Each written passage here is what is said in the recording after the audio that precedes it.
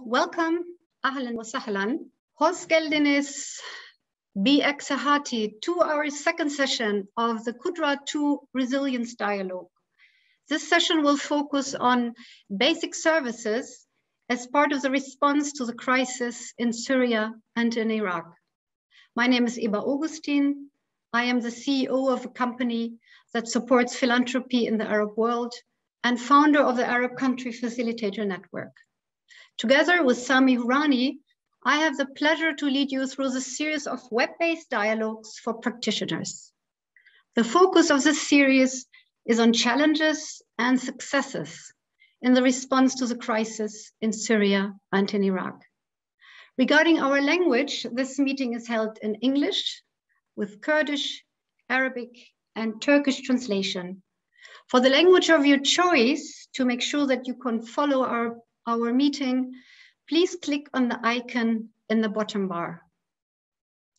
Before we have a closer look at the agenda of today's online meeting, I would like to give the floor for a welcome to the dialogue coordinator of the Qudra 2 program, Martin Linden. Martin, please, the floor is yours. Thank you very much, Eba, and a very warm welcome also from Ankara, where we are enjoying a toasty 35 degrees. I understand it's not much different in the region, so I'm still happy to see you in front of your computers and joining us for today's discussion. As Eba shared, my name is Martin Linden. I'm the dialogue coordinator, and it's my pleasure to welcome you all today on behalf of the Qudra 2 program. Qudra is a regional multi-sector action supported by the European Union Trust Fund in response to the Syrian crisis, the German Federal Ministry for Economic Cooperation and Development, and the Spanish Agency for International Development Cooperation. It's jointly implemented by 5 European implementing partners as part of a European response to the crises in Syria and Iraq. These include IESID, Enabel, Expertise France, Hungarian Interchurch Aid, and GIZ. Our resilience dialogues are part of our effort to leverage the sectoral and regional reach of the program to promote exchange and learning among the countries and communities affected by the crises in Syria and Iraq. We want to facilitate a broad conversation on the concrete challenges that our partner countries face, what works, what doesn't work in addressing those challenges, and what this means for the future of our work. By bringing together donor representatives, international organizations, and perhaps most importantly, experts from our partner countries, we want to draw out concrete and actionable lessons learned for the future of our work and what this means for future programs for planning and implementation. We started our series with a session on how to support local actors in the crisis response. And today's session will address the important topic of basic service provision, quality basic service provision. The following sessions will address respectively employment, psychosocial support, and social cohesion, before we move to a 6th wrap-up session, in which we reflect together what we have learned across the series and what this means for the future. So thank you again for joining us today, despite the toasty temperatures, and we hope you will also join us in the future again. As is also mentioned in the chat, we want to encourage you to participate in the conversation today, so feel free to share your questions and your comments also with the panelists today. We will take these into account not only as we go through the session, but also when we draft a little report on today's session. I want to close by explicitly thanking our panelists today who take time out of their very busy schedules to share their insights and expertise with us. We greatly appreciate it. I look forward to the discussion. And with that, I want to hand over back to you, Eba. Thank you. Thank you very much, Martin. To give you an overview of our session, I would like to lead you briefly through our agenda. So it's pretty straightforward. We have a kickoff and a welcome note. Then we will move into a panel discussion with our experts. We will have a plenary discussion that we really hope that you will also join in with questions and comments. Then we have a summary with conclusions of this session, a thank you note, and a closure. So far, this is the structure of today. But before we start with our panel discussion, I would like to cover some housekeeping. I already mentioned for the choice of your language, please click on the icon in the bottom bar. It's a language item. You can see it here also in the slide. For questions and comment, please make ample use of the chat interface in your Zoom screen. It would be great if you could take an active role in the upcoming panel discussion with comments, with questions that you have, so that everybody really comes out of this meeting with as much learning and as much input as possible. So when you post comments and questions in the chat, they might be picked and selected by the facilitator of the session and fed into the expert panel. So please. In addition, please abide by the online etiquette and ethics. And in case you have any technical issues which couldn't be sorted out until now or might be occurring during our session, please send an email to the email address in the slide for assistance. In addition, please note that the meeting will be recorded. Before we start our panel and before we hand over to our moderator, let me please introduce our panelists. It is a great pleasure to have with us Hassan Al-Jbour. He is a Deputy Governor of Al-Mafraq Governorate in Jordan.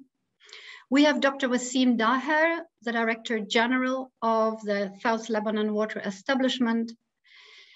Thanks also Hushaim Mohammed, the Director General of the Joint Crisis Coordination Center in Kyrgyzstan Regional Government, Iraq, for joining us. And it's wonderful to have with us Juliana Turjman, who is a Component Manager for Participative Resource Management and Community Engagement at GIZ in Jordan. The panel today, as the last one and the following one, will be moderated by Sami Hourani. He is a medical doctor by profession, but also a social entrepreneur, a multi-talent, and an excellent facilitator. Sami, it's great to have you with us, and the floor is yours.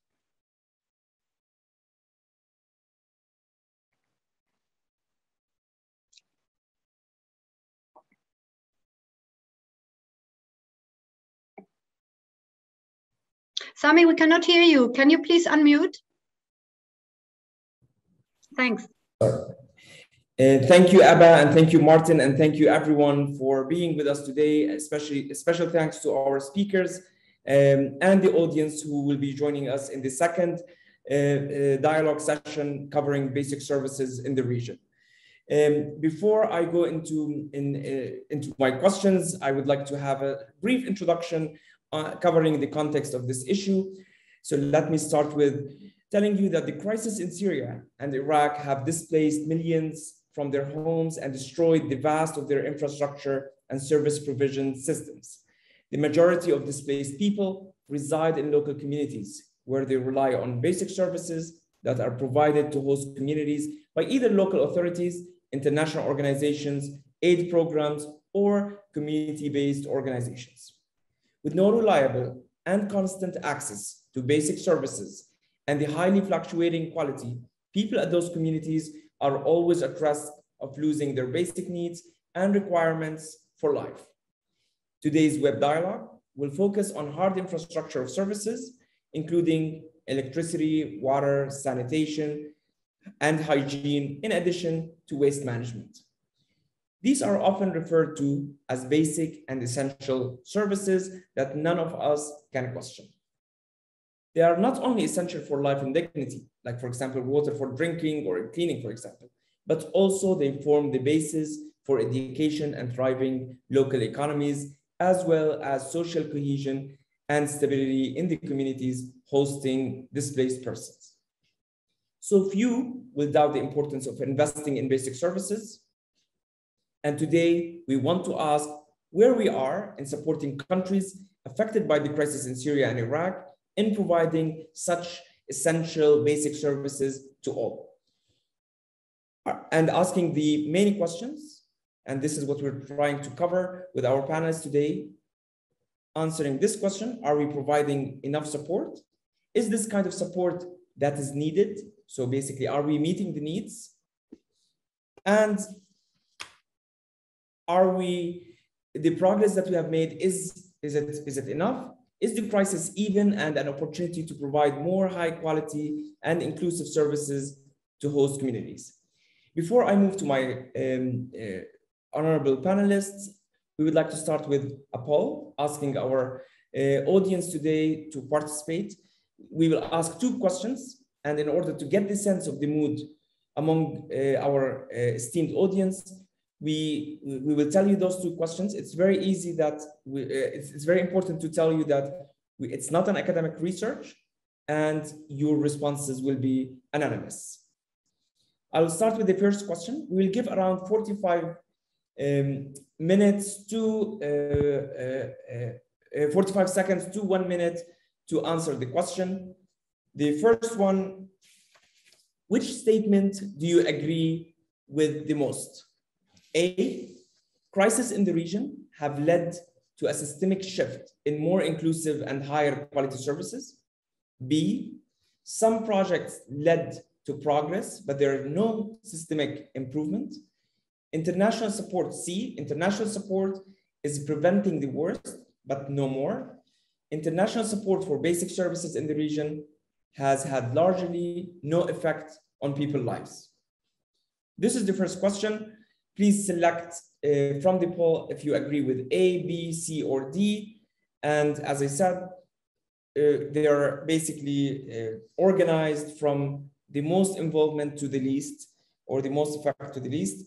So you can we'll wait for around 25 to 30 seconds before I move into the second question. You should be seeing the poll screen on your screens.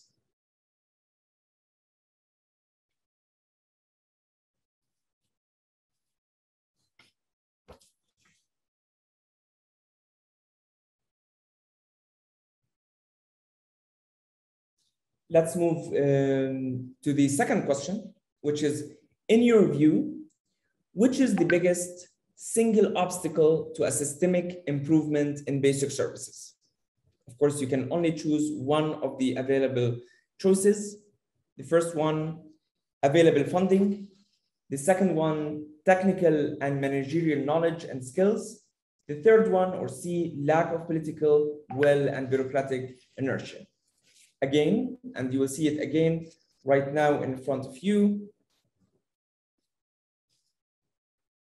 A, available funding. B, technical and managerial knowledge and skills. C, lack of political will and bureaucratic inertia.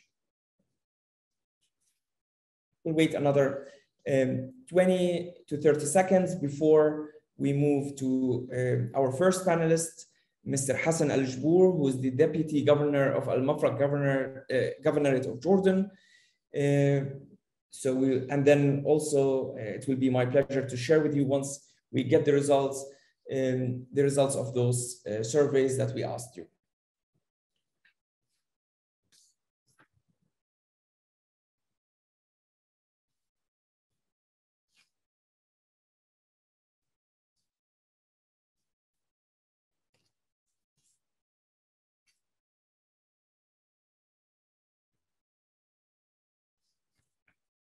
Well, thank you everyone for your participation.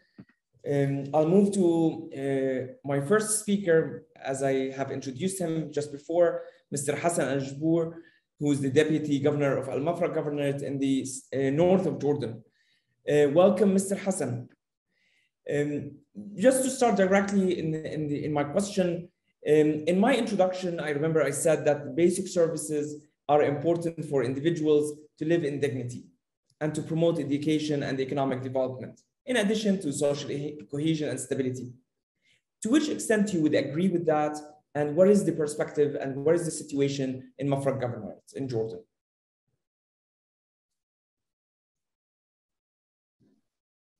أول شيء سيدي العزيز، مساء الخير أخ أحمد، ومساء الخير للمشاركين جميعا. أنا سعيد جدا أني أكون مشارك معكم اليوم من الأردن، وأنا أمثل نائب محافظ المفرق وأيضا رئيس لجنة البلدية. الآن البلدية فترة مؤقتة، رح تجرى الانتخابات قريبا، فاللجنة المؤقتة اللي بتدور البلدية. سيدي العزيز، محافظة المفرق تقع في الشمال الشرقي من المملكة الأردنية الهاشمية، بالقرب من الحدود السورية والحدود العراقية. لنا معبر، يعني نفس المحافظة تتعدى على معبر الواجهة باتجاه سوريا الشقيقة، وأيضا باتجاه حدود الكرامة باتجاه العراق الشقيق. 2 مساحة المحافظة تقريبا 26,541 كيلومتر. المحافظة مترامية الأطراف، تمثل تقريبا 29% من مساحة الأردن، ثاني أكبر محافظة موجودة في الأردن. عدد السكان فيها سيدي العزيز الآن يبلغ 600,000 نسمة، منهم 230,000 لاجئ سوري. أساس بس لما بدنا نحكي عن الخدمات الأساسية عشان نشوف الحجم الهائل من عدد إخواننا السوريين اللاجئين اللي موجودين في محافظة المفرق.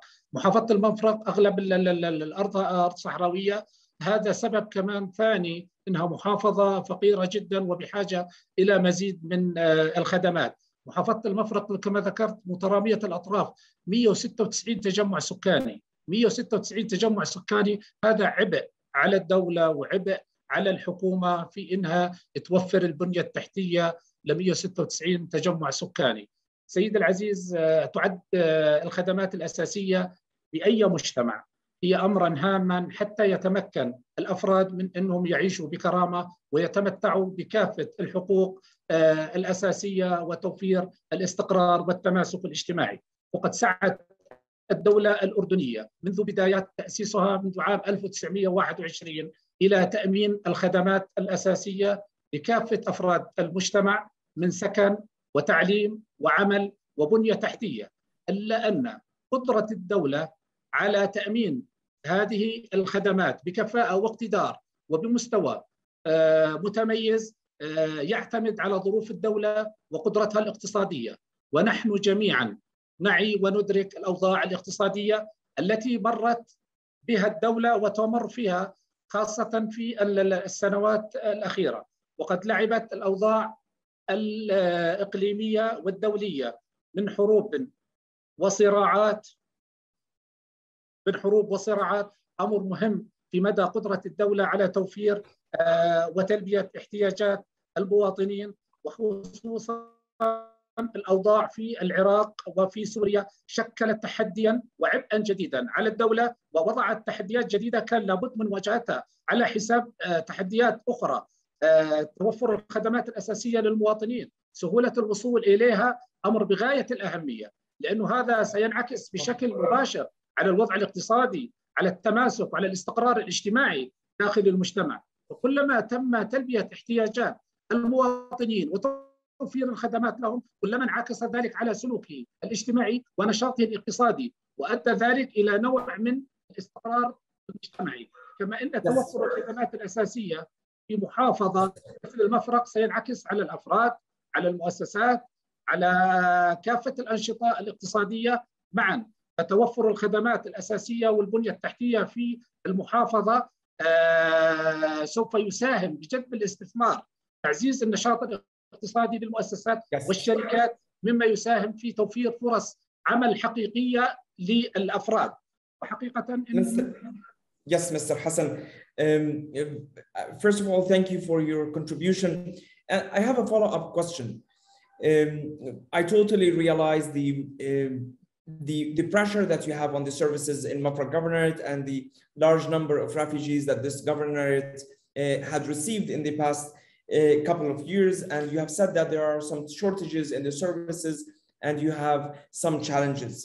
So what is exactly right now providing decent services in Mafraq? Is it financial? Is it bureaucratic? Is it logistical? Can you tell us and elaborate more what is exactly hindering us from providing decent services? And how do you think that you can improve it or work on solving those? يا ست العزيز، احنا تعرف احنا لما نحكي عن انه وانا حكيت انه المحافظه قريبه واكثر تاثرا بموضوع النزوح الكبير من اللاجئين، وهذا شكل عبء على جميع الخدمات اللي تقدم للمواطنين. هذا ساهم في زياده الضغط على الخدمات الاساسيه. هذا اثقل حياه المواطنين الاردنيين وادى الى نوع من غياب الاستقرار والتماسك الاجتماعي. الخدمات الأساسية لما أنا بدي أطلع عليها في أي محافظة ستي، يعتمد أولا السلامة الصحية للجميع. أنا إذا بدي أتحدث عن السلامة الصحية أصبحت المستشفيات والمراكز الصحية مكتظة. نوعية وجودة الخدمة الطبية التي تقدم للمواطن الأردني وللاجئ السوري النوعية قلت الخدمة على حساب الجودة. أيضا من مهام الخدمات الأساسية أنه الحصول على تعليم ذو نوعية جيدة. أنا لما بحكي لك أنه 230,000 من 600,000 لاجئ هم موجودين، هذول شكلوا ثقل وعبء على التعليم، على المدارس. الصفوف أصبحت مكتظة فترتين. Yes, sir. But what's hindering us from solving this problem? What's making it difficult for us to solve it? الذي يشكل صعوبة بحل هذه المشكلات، أولا قلة الدعم قليل. أنا بحكي عن مشاكل كبيرة، خدمات أساسية بحاجة إلها أي مواطن في أي دولة. أنا لما أحكي عن صحة، لما أحكي عن تعليم، لما أحكي عن مياه، والأردن من أفقر دول العالم في موضوع المياه، وحصة الفرد من أقل الفرص. لما أحكي إنه فرص عمل، بطالة كانت عندي بالمحافظة ما يقارب 20% قبل الأزمة، قبل أزمة اللجوء السوري. مع أزمة اللجوء السوري ومع ظروف كورونا ازدادت هذه. كل هذه مشاكل تحملتها الدولة الأردنية. الدعم الدولي اللي بنحكي عنه قليل ولا زال لا يسد الحاجة، لا زال لا يسد الحاجة. What is the percentage, in your opinion, in your humble opinion, how much of the support is contributing to the overall expenses and needs?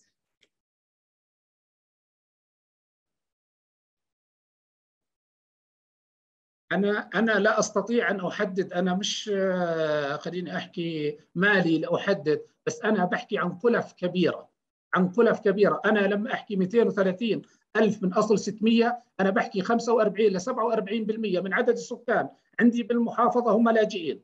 الآن توجه المنظمات كان في البداية ولغاية الآن في دعم نحو مباشر نحو هؤلاء اللاجئين.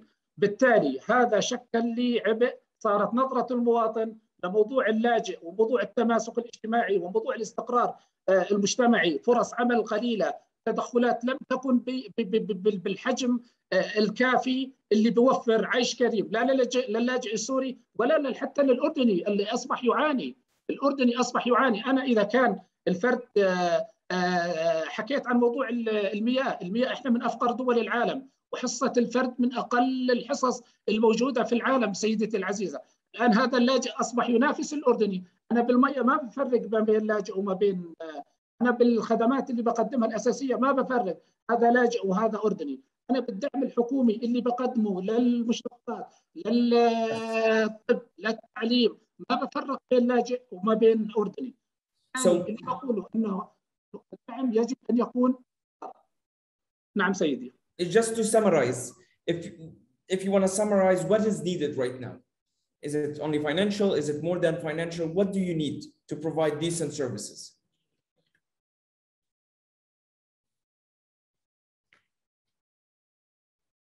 يا ستي أنا بدي أحكي لك عن مشكلة. أنا ذكرت بالإضافة إلى أني نائب محافظ، أنا رئيس لجنة بلدية المفرق.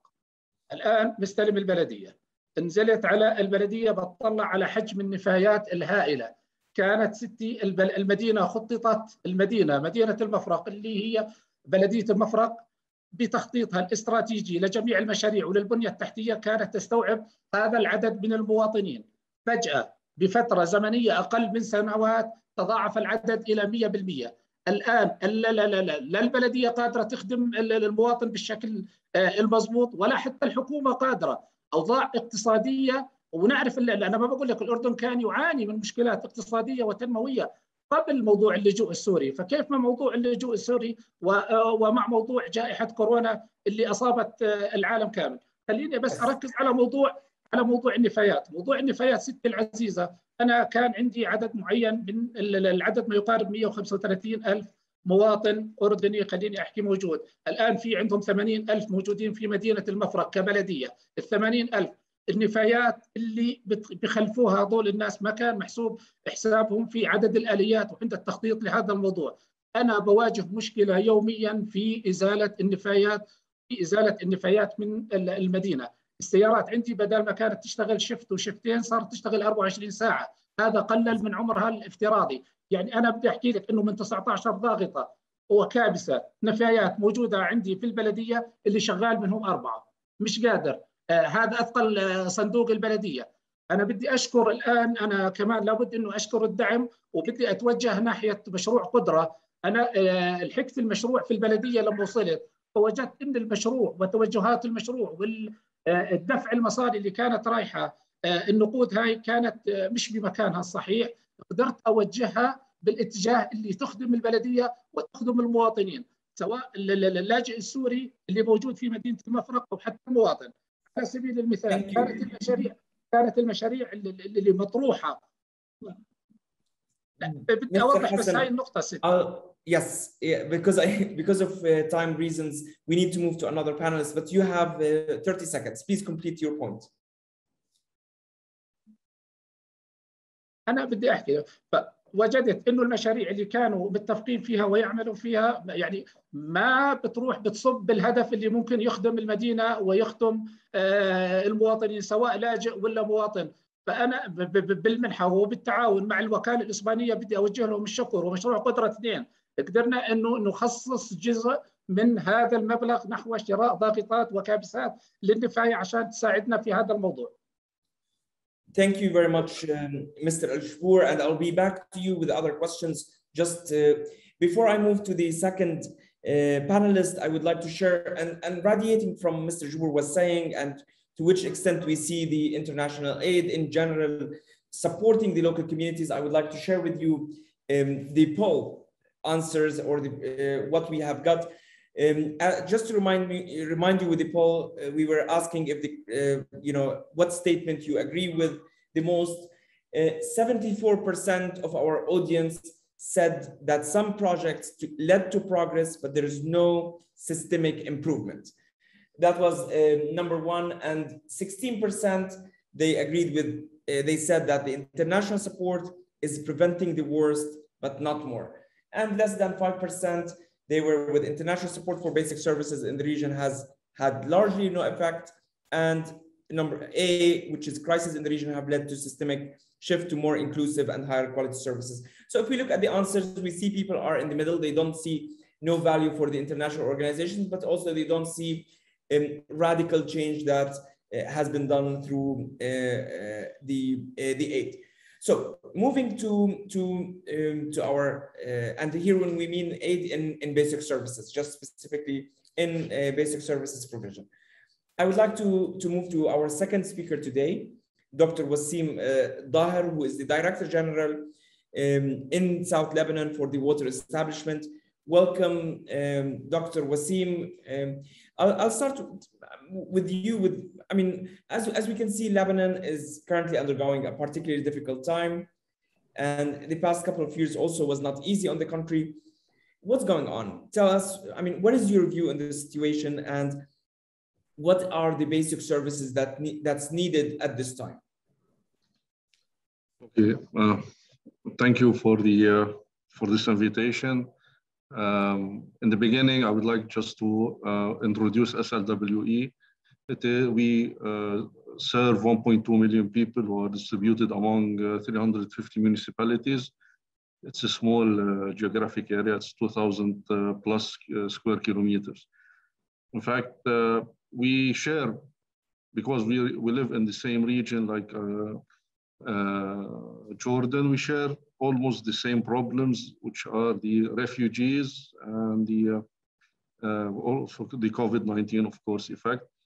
The Lebanon situation presently is a dire situation. Things are difficult, and this difficulty or this problem came in a very short time, and it was the effects of the refugees and of the COVID, of course, plus the economic problem, the economic meltdown, has or have a dramatic effect on the services or the utility ability of the utilities to provide the whatever is required by the people in the area.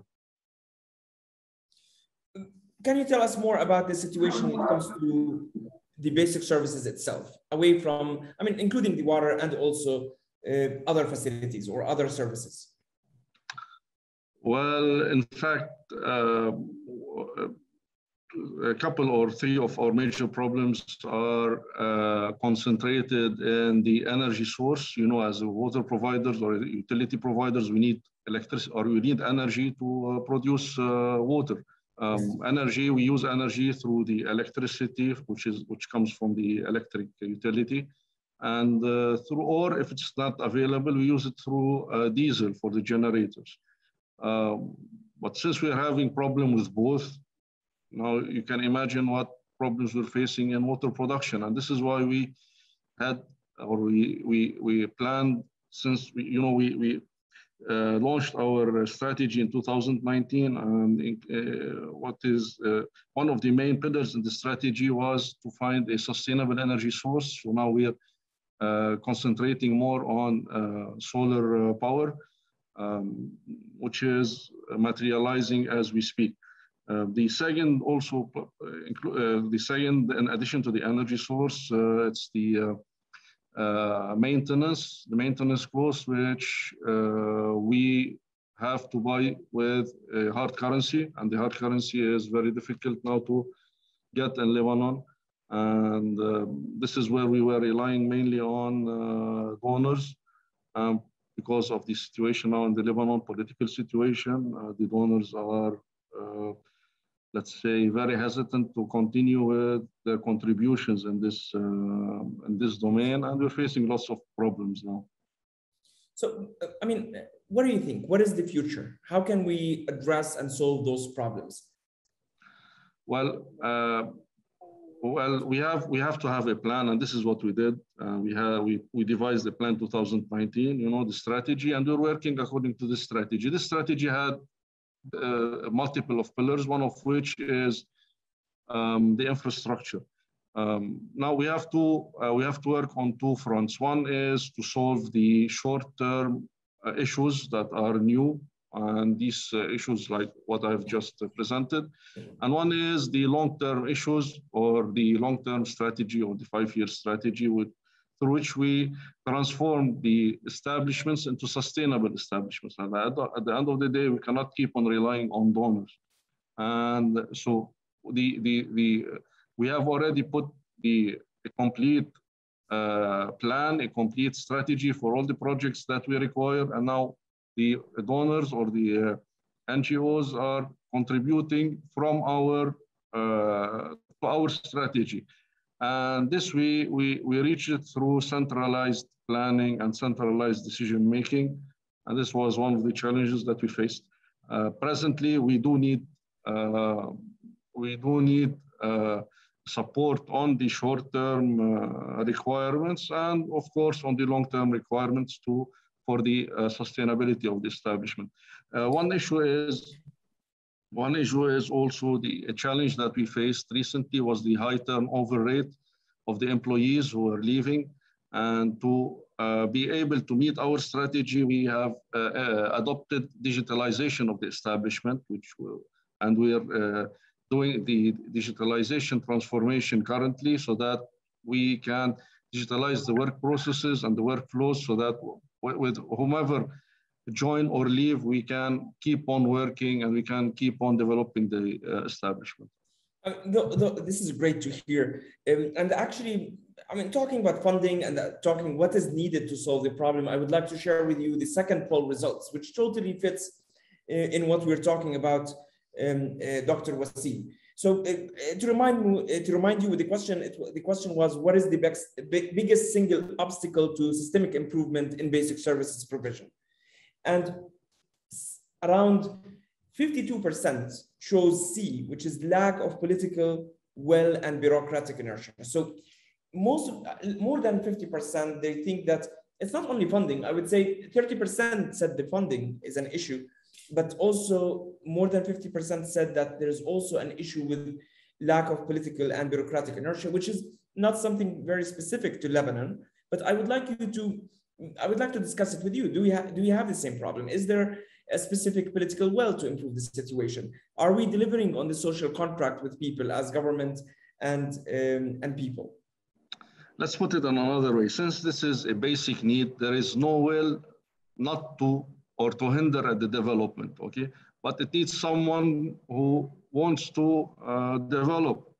And this is why what I mentioned in centralized planning and centralized decision making. If things are dispersed among many decision makers, we will reach nowhere. And in SLWE, our experience is we have put a strategy and we've got the buy-in of all, and we started to implement the strategy, and the people were starting to feel, let's say, the impact, the positive impact of the things we are implementing. But then at the end of the day, I don't think any political, at least local political will have any interest to hinder water services. At the end of the day, it's a big, it will have a very big or dramatic impact on the society. But why do you think more than 50% they see? I mean, those are the answers, that there are a lack of political will. And again, I would like to ask you the question: are we really delivering on the social contract, regardless of the situations and the problems? Maybe we're not delivering. That's why people, they see that it's a lack of political will. Well, you know, I joined the establishment as a CEO and the chairman in 2018. Before that, well, there were problems. Yes, what we did is we diagnosed and we put a strategy. We put a plan. We didn't reach the 24-hour, let's say, water supply, quality water supply. This requires some investment. It's not some. It requires substantial investment in infrastructure.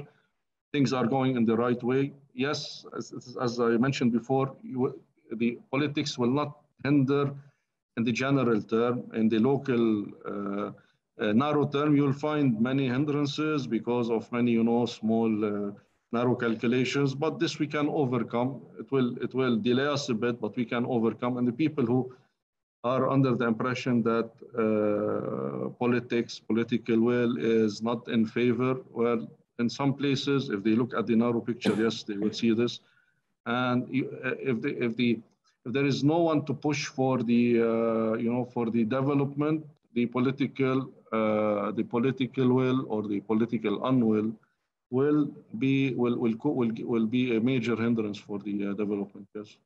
So also looking at the people side of things, do you think that people or community-based organizations also, they have to contribute? Because also we get to sometimes to tend to blame always the government and forget also the responsibility of the people themselves on sometimes, I would say, decreasing or reducing the amount of pressure on the governments. Do you see any role for people and CBOs in helping you providing basic services, basically? Well, the people, they have the main responsibility in this. At the end of the day, these establishments are from the people and for the people. But at the end of the day, like all societies, most of the society members are maybe they abide by the law, but you'll always find few people who might cause you problems in this. But yes, there is a main responsibility on the people,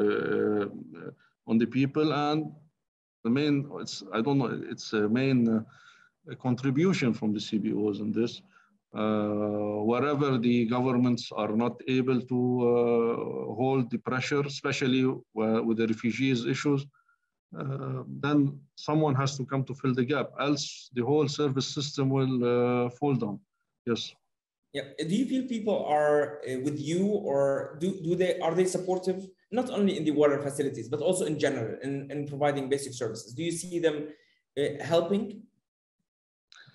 Most of the people, let's say 99%, yes, but you'll always have problem with this 1% who they cause issues, they cause problem, and usually you go to the law or to the league or to the law establishment to get rid of this negative impact on what you're doing.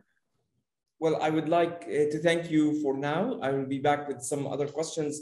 But it is the time to move to our third panelist, Mr. Hoshang, who is the director, Hoshang Mohammed, who is the Director General of the Joint Crisis Coordination Center of the Kurdistan Regional Government in Iraq. So welcome, Mr. Hoshang. Thank you very much, and good afternoon to everyone, and thank you for inviting us to speak in this important panel and discussion about the current situation and also the future exit strategy for us. As you may know, Mr. Hosheng, good afternoon. Welcome to the panel. So thank you. Tell us more on the situation in Kurdistan. Yeah, our situation has been very much different comparing to our colleagues in Jordan, Lebanon, and Turkey, as we have had both IDPs and Syrian refugees. Since 2012, the Syrian refugees came to Kurdistan, and also in 2014, after ISIS take over some governorates in Iraq, we received a huge number of internally displaced people. Still, we are hosting around 1 million displaced people and Syrian refugees in Kurdistan region. Our population is used to be 6.5, and now we have 1 more million still remaining in the Kurdistan region. The current situation comparing to the past, let's say 6 years, is mostly stable in terms of security, as we don't have any direct, frontline or fighting or security issue, no longer with ISIS. The fight is almost over. Still, there's attacks, this type of groups, but there's no fighting, or there's no frontline. This is over, alhamdulillah. But the situation in Kurdistan, inclusive IDPs, refugees, and host communities, is still, not stable. It's still not, I can say, promising due to many reasons. And we have had a lot of challenges, as we have 30% of these IDPs and refugees are living in 36 camps still we have in the region. I know the others are living with the host communities across the governorates and districts in Kurdistan region. In regards to the situation due to the financial crisis in Iraq and also the devaluation of money, this has hugely affected, the commodity prices, the service prices, provided by the private sector in Iraq. Almost the price has been raised, by 25, even some food, prices almost by 30%. As you may know, most of the produces are imported from Iraq. It's not locally produced, and this is one of the biggest crises we are facing.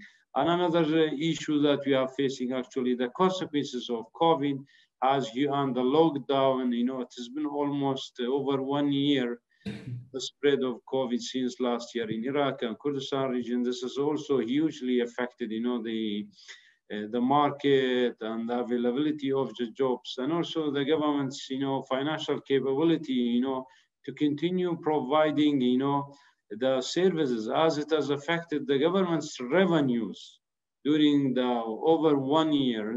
So the government, has been hugely, the regional government has been hugely impacted, as its revenue has been almost reduced by 60%. From the beginning of COVID until now. And this has also affected, the availability of funds to continue on maintaining the services to the entire population, IDPs, refugees, and also host communities. Another challenge which has been, hugely, affected all of our plans, humanitarian plans, to support the resiliency building and to support upgrade and maintaining the services in the camps and also outside camps. It's the continuous decline of the international support to the humanitarian plans like, HRP in Iraq, also the 3RP, the Iraqi section. This has been, hugely affected, our capacity to fill, the gap that has been existing between the humanitarian response and also the development side. But through the Qudra, we have been able, through Qudra program, we have been able, to mitigate these risks and effects, on the people, on the services, filling the gap somehow. But this is, I'll go back to, been, this year we have been also facing another challenge, which is the drought. The drought due to the lack of raining, and also the reducing flow of waters, from neighboring countries, especially Turkey and Iran to Iraq. And this has been also hugely affected, the water and sanitation across the Kurdistan region and also across the Iraq, actually, in other governorates, especially in the south. So now this is another challenge that we are facing in the Kurdistan region. Definitely, there are plenty of challenges and diverse in nature. So what is the way forward, in your opinion? So the way is forward, actually, it's not clear yet, as some of my colleagues have highlighted from Jordan and Lebanon. I think we need, somehow an exit strategy. An exit strategy, it can be, two-part. One at the international level, designing, a tailored solution for these problems. So alone, only with our response capacities, it's not enough, because it's a two-part. One is, I might disagree with your respondents of the poll. Actually, the problem, is not only the political will or lack of or existing bureaucracies. Actually, it's a multiple, challenges that we are facing. Political will might be one of the problems, but I think here in our case, it's actually the weakest, challenge that we are facing. We have a unified humanitarian policy and development policy and a structured, coordination and in Kurdistan region, working with our partners, across the region, UN agencies, NGOs, intergovernment, coordination. But the real issue is actually the declining of funding in the first place. And second, the technical capacity to help us to develop, an exit strategy of the current situation. So if you want to summarize the bottlenecks on what's hindering you to move into more decent service provision, you would say funding and technical capacities. Yeah, definitely. Okay. With that, I'll be moving to more of like a general question on, on the role of the international organizations, because we can see that most of our panelists, they have been attributing to the importance of projects like Qudra or other programs that has been supporting the local governments in providing the services. So just a question to all the panelists today. Where is the strength, or what are the strengths that the international organizations have in solving the problems, and what are the weaknesses? If you want to talk about, if you want to do like a SWOT analysis on the support from international organizations or international support, because it can be also governments, what are the strengths and what are the weaknesses? So I'll start with you, but I'll also move to other speakers who would like to answer. So it's, actually, we cannot have a blanket answer to this question, because it depends on which program or which project or you are talking about from our, working experience. If I look at, the Qudra program, it has been one of the, an effective international intervention to support us actually filling the gap I mentioned between the humanitarian or emergency response and the development, development phase through Qudra program. So we have been able, to fill this gap in increasing, expanding, and also improving the basic services like, health services, water, electricity, education, and also the sanitation across, the region, not only for the IDPs refugee, but also for entire, communities, including host communities in camps and outside the camps. What's good, for instance, the Qudra program, is a tailor-made, there's no ready-made, approach. So we together, assess the situations, agree on priority areas, projects, and then we start, develop, planning and also implementation strategy for projects. If I mention, one example, for instance, with the COVID, One of the challenges that we were facing is the lack of staffing to support, the public hospitals treating, receiving the COVID infected cases. So we developed, a tailored program to support the hospitals, providing training for the new graduates, through a volunteering system. In the first phase, we have been able, to mobilize 210 volunteers, the new graduates of the medical schools and institutes. So we're providing them, 2 months training, and also they became a support assistant to the public hospitals, medical professionals, to increase and expand, the services, especially for the COVID patients. And on the other hand, this also provided practical training for these new graduates, so it will be easier for them, to find a job in the private, private sector. And we have been following them. A good percentage of these trained, medical graduates have found a job in the market. So if you look at it, this intervention has been on time and effective because it's tailored to what's needed, tailored into the That's absolutely great to hear. But also, this question, maybe it can go to Dr. Wasim, because we mentioned about the issue of having, funding and investment in capacity building, or maybe in maintenance, as you have said. So what is the right balance between investment in the infrastructure itself and the capacity building for the service providers? So how much do you think needs to go into infrastructure and capacity building? And also, I would like to hear from our panelist, Juliana, who will also have an intervention here. At the end of the day, we have as utility providers to provide the service. This is the main important thing. So sometimes there is a big gap between what is the current situation and the objective where we should reach to be able to supply the water, for example, as in our case.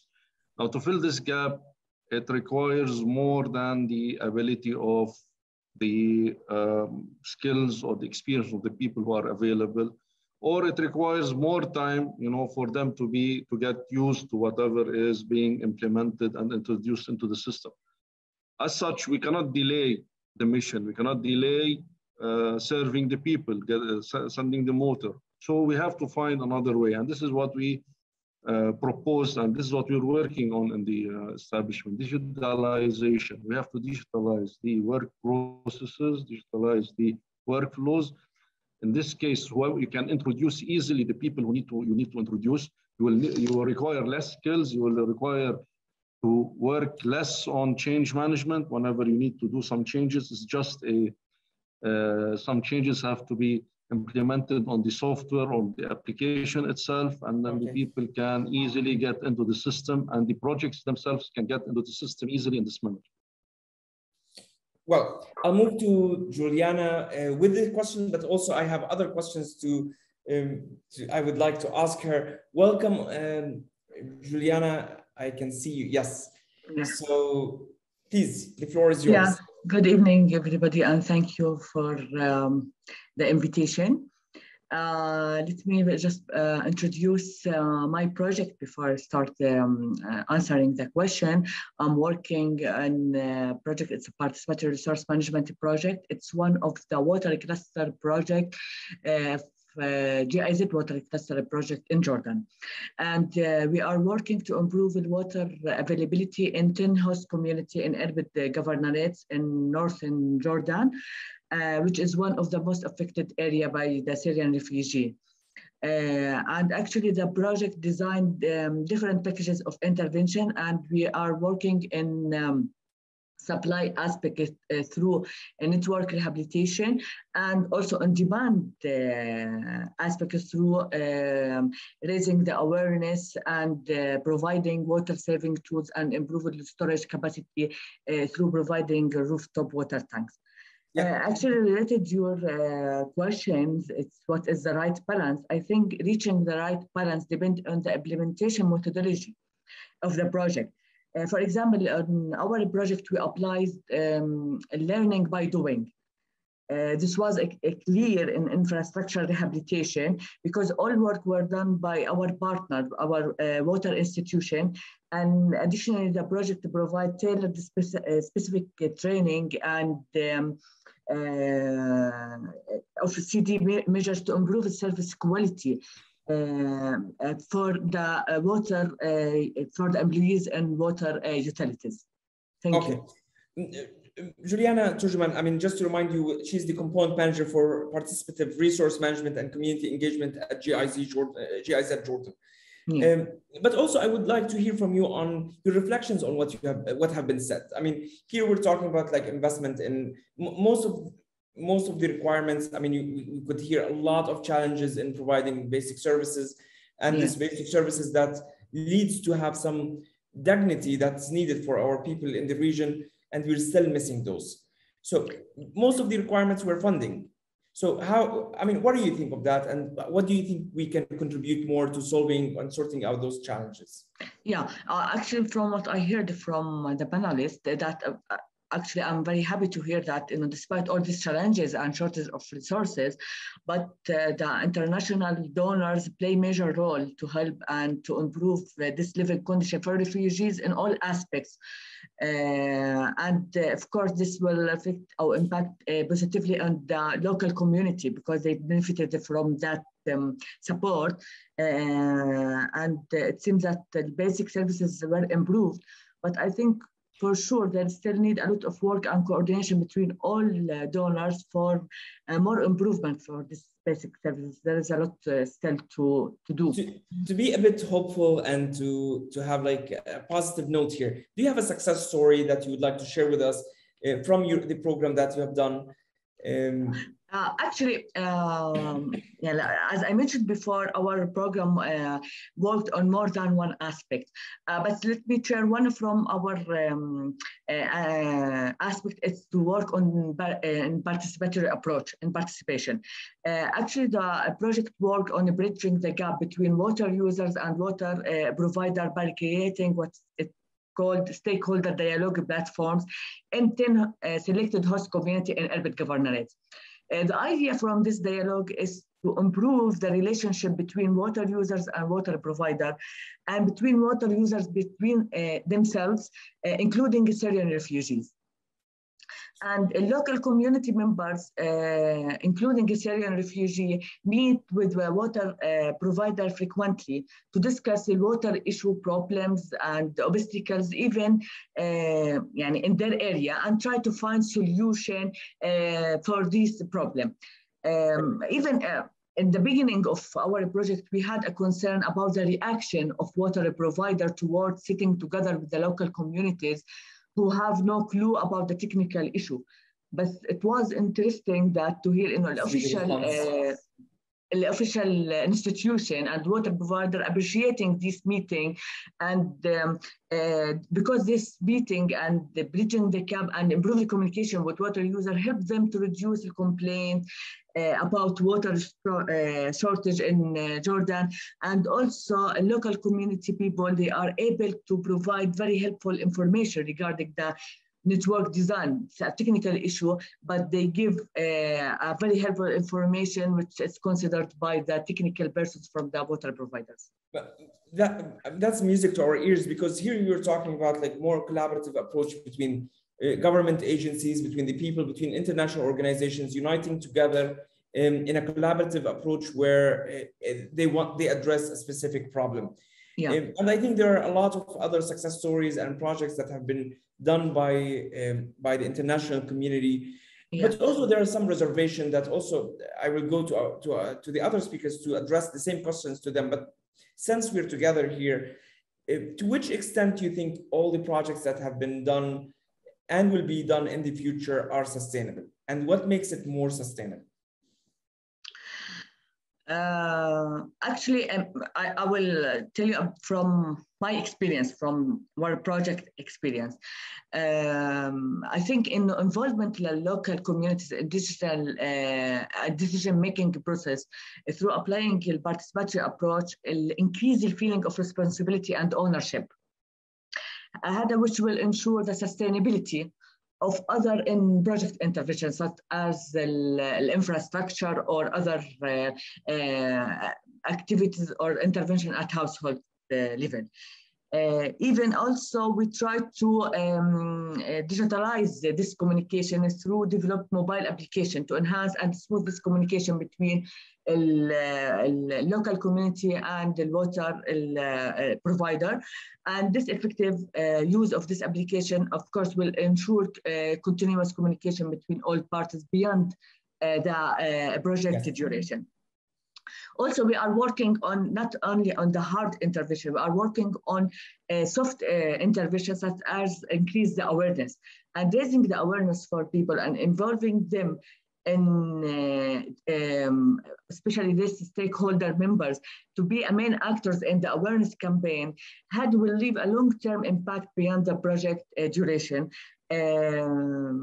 I think this involvement and increase the ownership will help a lot in sustainability for the projects or for the long-term impact for the project. Definitely having people being aware on what you're doing, and believing in the sense of loyalty and belonging to the cause is something that's very hard to not to sustain. And once it's there, it keeps going there. But before I move with this question to our esteemed panelists, I also would like to receive more questions from the audience on this. If you have any questions in regard to basic services provision, on the needs, please write it on the chat, and I'll be collecting those questions in the coming few minutes in order to ask our panelists. So I'll go back to Mr. Jbour, Mr. Hassan, with the question on sustainability. Jordan has received a good amount of funding in the past years through international organizations and governments. We know that it's still not enough, but if you want to think about the sustainability of it, how the funding can be spent in a more sustainable way, in your opinion? سيدي العزيز، بهذا الموضوع انه احنا هذا اللي نبحث عنه دائما، واللي تتحدث فيه الحكومة إنه نستثمر في المشاريع المستدامة، في المشاريع اللي راح تكون فيها ديمومة وفيها استمرارية.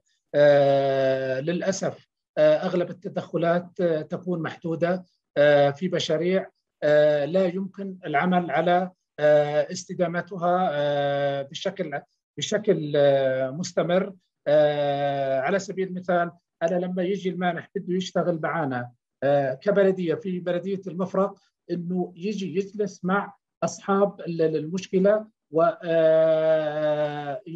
أن يفهم ما هي الاحتياجات المطلوبة وما هي الاحتياجات اللي ممكن أن تفيد هذه المنطقة وهذه البلدية، واللي نعمل فيها على طول. أنا ما بدي بيجي المانح بشكل تصور في ذهنه حسب رغبته وبيجي بيبلي شروطه وبالاتجاه اللي بده يشتغل فيه. الآن البارح لما بيجي كمان بفرض على موضوع الشراكة، إنه دائما في وجود شراكة يجب أن تكون ممنهجة.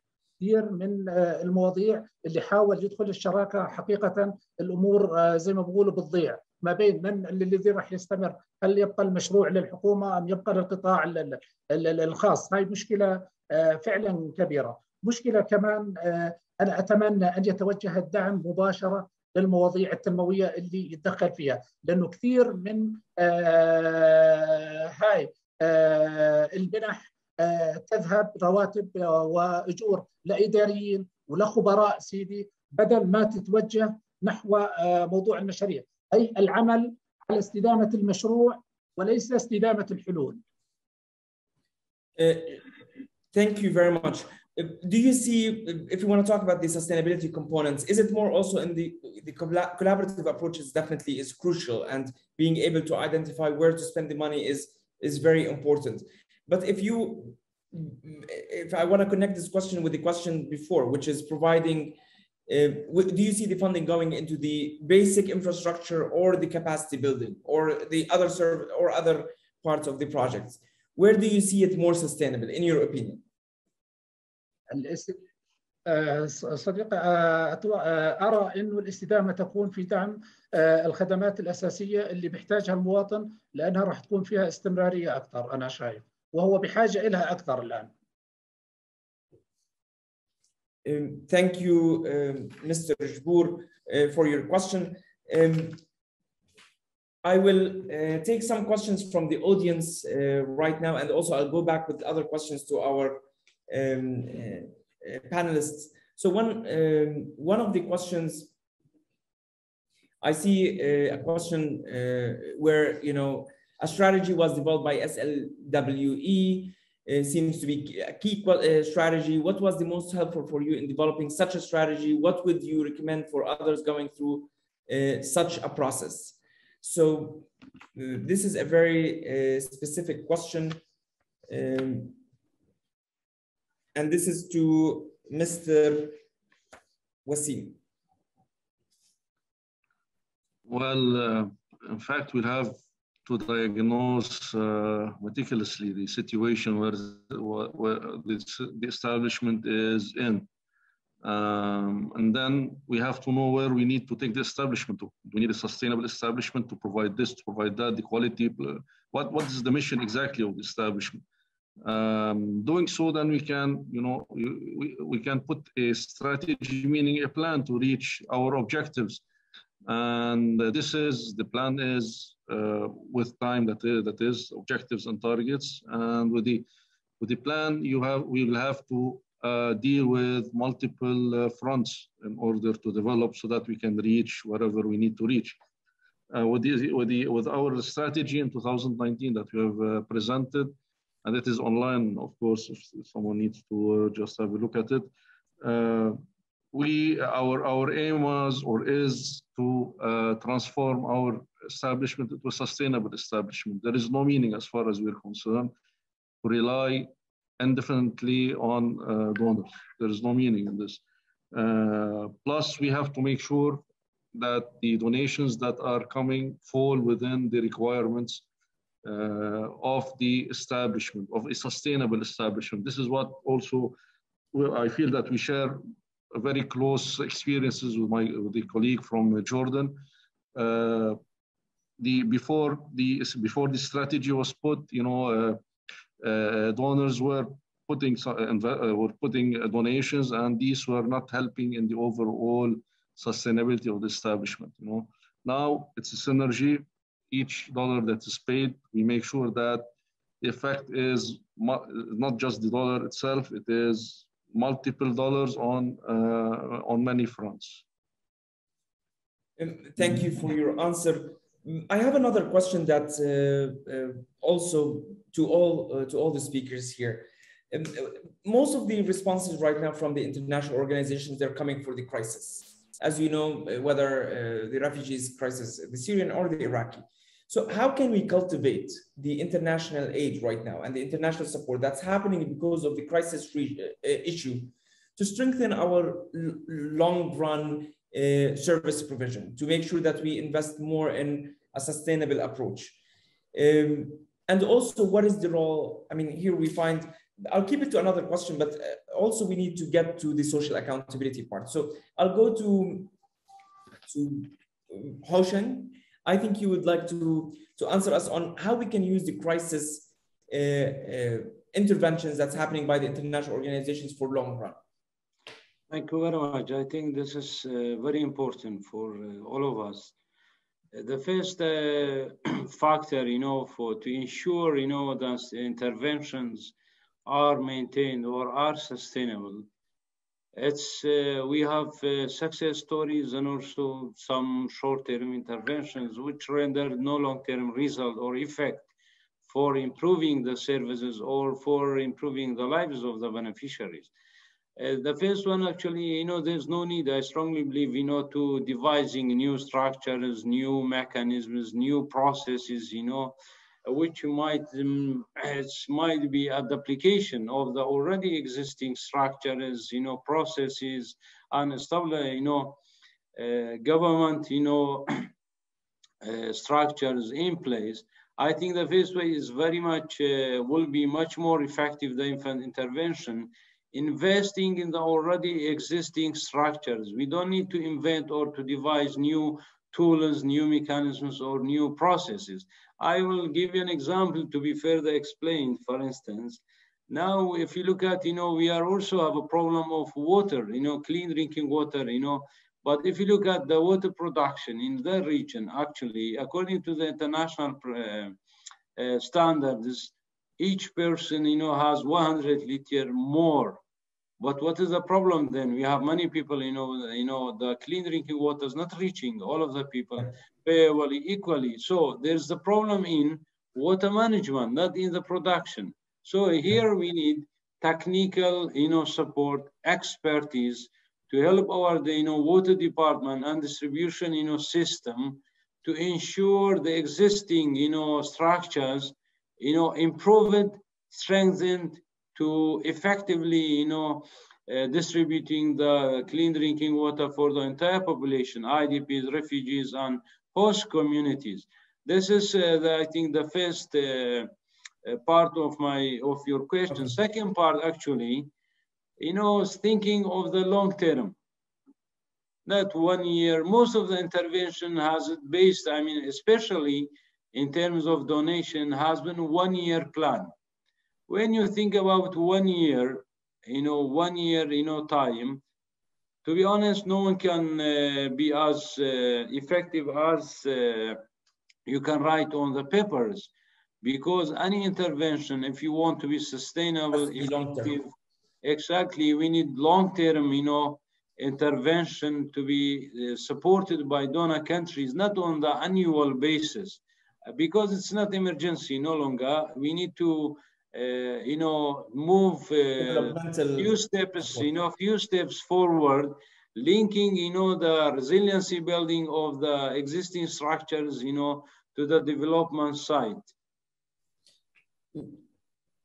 I would definitely highlight what you have said when it comes to providing more long-term funding and more long-term support rather than momentarily or emergency support, in addition to more collaborative approach with the donor and the local agencies, with having people also involved in the diagnosing and in the designing of the development projects.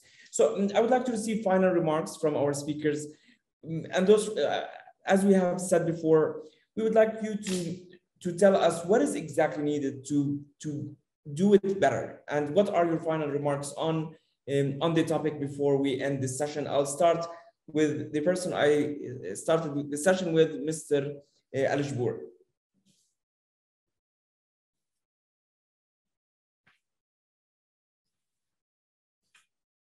سيدي شكرا. أنا زي ما حكيت إنه برجع وأؤكد على موضوع أن نعمل لاستدامة الحلول وليس لاستدامة المشاريع. عندي مشكلة صحية، عندي مشكلة بالتربية، عندي مشكلة بالمياه، نتدخل ونعمل على وضع حل طويل الأمد لهذه المشاكل، ليس لمجرد التدخل فقط. What is your recommendation? Specific recommendation. Translate, please. Your specific recommendation for the future to international organizations. المنظمات الدولية، بالنسبة للمنظمات الدولية أول شيء طبعا أنا بدنا نشكرهم في تدخلات سيدي، هو بوفر فرص عمل حقيقية موجودة لكن للخبراء والمهنيين لكن قليلة، بيفتح العيون على مواضيع جديدة ما كانت مفتوحة، يوجه الحكومة على أنها تتدخل بقطاعات حقيقة ما كانت متخوفة من أنها تدخل فيها، لكن نرجع بنقول أنه كل مانح يجب أن ينظر إلى احتياجات تدخله، وين المنطقة التي يريد أن يتدخل فيها ينظر إلى احتياجات هذا المناطق. اثنين، يعمل على الاستمرارية وأنه نسبة التدخل تكون للمشروع كامل وليس لأجزاء من المشروع. Thank you, Mr. Al-Jbour. Just to Mr. Jabbour said that it has to, basically the recommendation has to do with meeting the needs of people, has to be collaborative, sustainable, but also comprehensive. So not with a specific component, it has to be as a comprehensive intervention. Moving to Dr. Wasim, your final remarks and recommendations, sir. Well, I think that the keyword is synergy. We have to create synergy among all the participants in the process. The main stakeholders are, as far as we're concerned, the people on the ground, the establishment itself, and the donors. We as establishment, as the prime movers of this, of the utility, for water utility, we do the final painting, and then we will have the we have the donors to at least handle whatever they can from this final painting. We do it starting from our understanding, acute understanding of what is required, as we are part of the society. And then the donors will hopefully fill the painting with whatever is required. Thank you. Thank you very much for this metaphor. And here, synergy is a key, whether between the government, people, and the organizations. Moving to the final remarks and the recommendations of you, Mr. Hoshang Mohammed. Well, I would like, my final statement and extend our thanks and appreciation, to all donor countries, and especially to the Qudra program, the European Union and the German government, especially BMZ, and also thank and appreciate the very effective and outstanding collaboration that we have with the implementing agency, like GIZ, and also the Hungarian interchange, French expertise, Spanish cooperation, the implementing agency in the Kyrgyzstan region. In regard to the future, what needs to be done, I think the program should be continuing, beyond 2022, and continuing in this type of long-term interventions, focusing on the, creep impact projects has been very effective, and we have successfully, implemented, the phase and second phase already. We have finished the planning and project prioritization. So I think this is important, for long-term sustainable. Thank you. Thank you, Mr. Hoshang Mohammed, and thank you for your final remarks. Juliana, from the international organizations part, do you have any final remarks or recommendations? Yeah, I think from our experience in our project, I think involvement of local community in decision-making process through applying participatory approach increase the feeling of responsibility and ownership. And also we are, as a GIZ, we try to use the infrastructure, the drinking water network rehabilitation as an instrument to support the water provider. Since all stages, design, tendering, implementation, and supervision done by water provider, and we put water provider in the driven seats. And also another key messages for all partners or donors, I think the cost of intervention at household level is less than half of the cost of network rehabilitation. And regarding the impact, the quantity of saved water is the same. So this confirms the importance of implementing measures at household level. Thank you. Thank you, Ms. Juliana Torjman, and thank you our esteemed speakers and audience for being with us today discussing basic services and basic service provisions in the region. I will move to my colleague Abba for the summary and the continuation of the session. Thank you very much, and looking forward to seeing you in the third session. Thank you. Thank you very much, Sami. And thanks a lot also to our panelists. I think that was a really comprehensive and rounded session, tackling so many different aspects of the services, the basic services that we have been talking about today. So with this, our second online resilience dialogue comes to a close. But before I try to summarize the main discussion points, I would like to give the floor to Santiago Moran Medina, who is the head of the Spanish cooperation in Jordan, for his observations and closing remark. Please, the floor is yours. Thank you, Eva. Thank you, everybody. On behalf of the donors of the Qudra 2 program, I would like to thank Martin Linden and all Qudra 2 team for their excellent work and commitment. My thanks go as well to Eva and Sami for this, for leading this series of web-based dialogue. My warmest thanks, of course, for the participation and collaboration of the panelists and all the participants. The resilience dialogues are an excellent initiative to get to know each other better and to create a network and learn from each other's experiences and relation to challenges and successes in the response to the crisis in Syria and Iraq. But I think that the resilience dialogues go further because the reflection of these dialogues are relevant and useful beyond this specific crisis. The topic of today's dialogue has been especially relevant. As Sami pointed out earlier, none of us can question the crucial importance of the provision of basic and essential services for a life in dignity and as well as social cohesion and stability in the communities hosting displaced persons.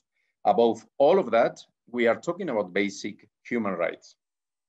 It is fair to acknowledge the solidarity and effort of crisis-affected countries to so generously host Syrian refugees and to include refugees in the provision of basic services, while maintaining access and quality of services to your host communities. We must never forget the most vulnerable population and people with disabilities. Success in improving access to basic services is often uneven, particularly when it comes to benefiting the poorest groups.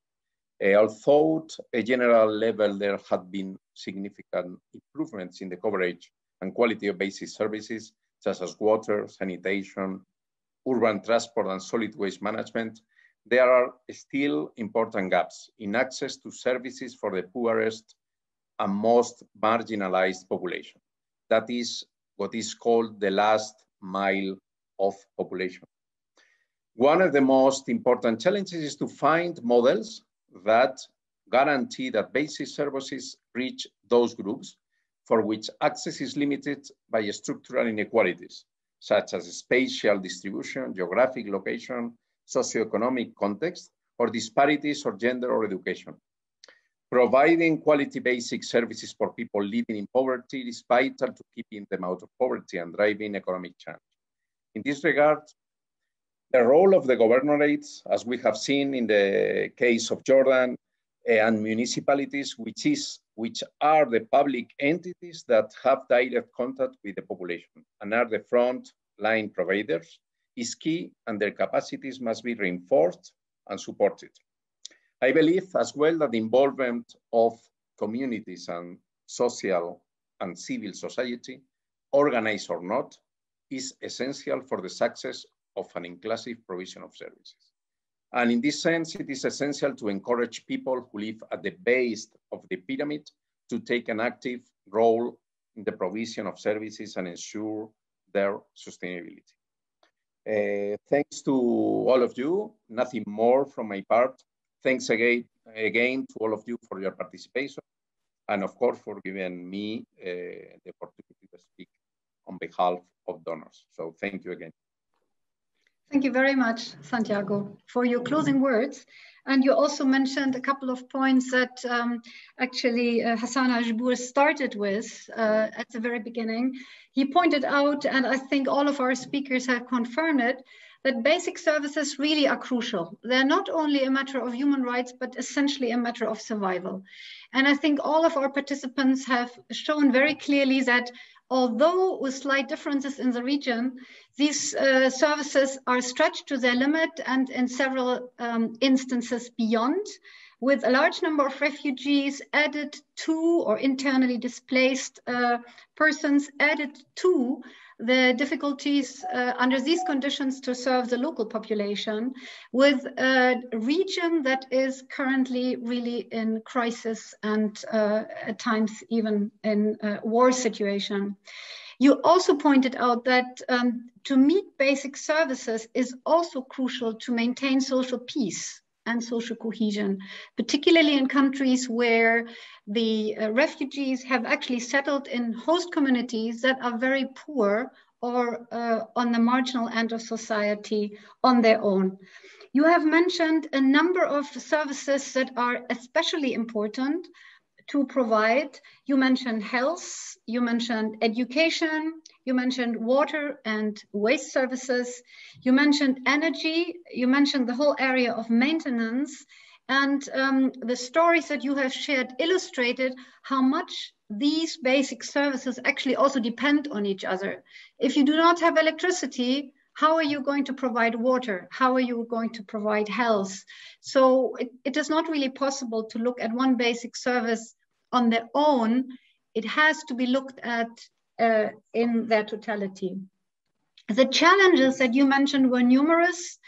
The sheer number of refugees and internally displaced, the lack of political will that can be seen in several countries, existing bureaucracy, the decline of funding, specifically for emergency support, the lack of technical capacity to develop strategies and exit strategies for specific basic services, the increase of commodity prices that is hitting many countries currently, the current drought and drought conditions that are affecting water flow and sanitation, the decline of international support, as I already mentioned, and technical expertise lacking for exit strategies and to design solutions. So what works? How do we keep the right balance? And you mentioned a number of points. You mentioned that actually tailor-make solutions is crucial. It's not possible just to come with brushstrokes.